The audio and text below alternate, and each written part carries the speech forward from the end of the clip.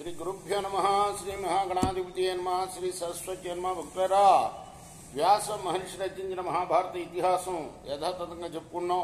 ఇందులో భాగంగా నిన్నటి వరకు ఆదిసభ, అరణ్య, విరాట, ఉద్యోగ, భీష్మ, ద్రోణ, కర్ణ, శల్య, సౌప్తిక, స్త్రీ పర్వాలనే 11 పర్వాలు పూర్తి చేశాం.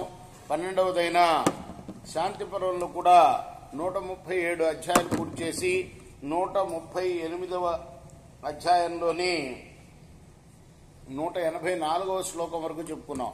185వ శ్లోకం నుండి కొనసాగించే ముందు వ్యాస భగవాను ప్రార్థన చేసుకుందాం. వ్యాసాయ విష్ణు రూపాయ వ్యాస రూపాయ విష్ణవే నమో వై బ్రహ్మనిజయే వాసిష్ఠాయ నమో నమః.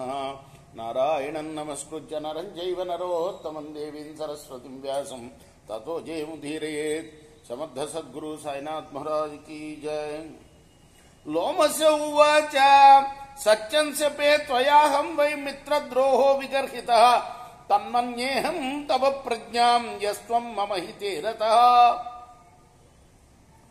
లోమశం అన్నది ఒట్టేసి చెప్తున్నాను, నన్ను మిత్రద్రోహి అని నువ్వు నిందించావు, అది నీ తెలివే అని నేను అనుకుంటున్నాను. నువ్వు మాత్రం నా హితంలోనే ఆసక్తి గలవాడవి.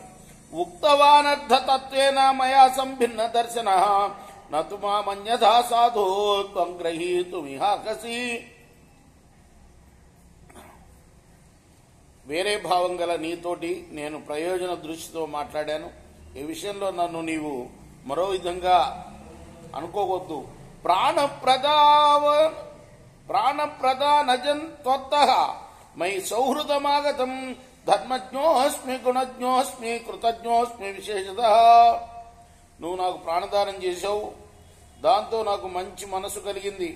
ధర్మజ్ఞురాలివి. నేనిప్పుడు గుణజ్ఞురాలిని అయ్యాను నువ్వు చేసిన మంచి పనితోటి. నీకు కృతజ్ఞురాలిని నేను. మిత్రేషు వత్సలశ్చాస్మి త్వద్భక్తశ్చ విశేషదా తస్మాదేవం పునః సాధు మయ్యా చెర్తుమర్హసి. మిత్రుల మీద ప్రేమ గల దాన్ని నీ మీద భక్తి గల దాన్ని నేను, కాబట్టి నువ్వు కూడా నా మీద అదే భావంతో ప్రవర్తించు అన్నది ఎలుకతోటి పిల్లి.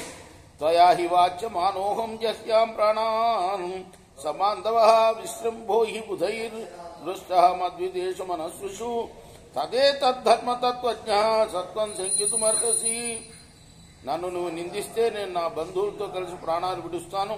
నా వంటి మంచి మనసు గల వారి మీద పండితులకు నమ్మకం కనిపిస్తూనే ఉంటుంది. అంచేత ధర్మతత్వజ్ఞుడా, నన్ను నువ్వు శంకింపవద్దు అన్నది మార్జాలం.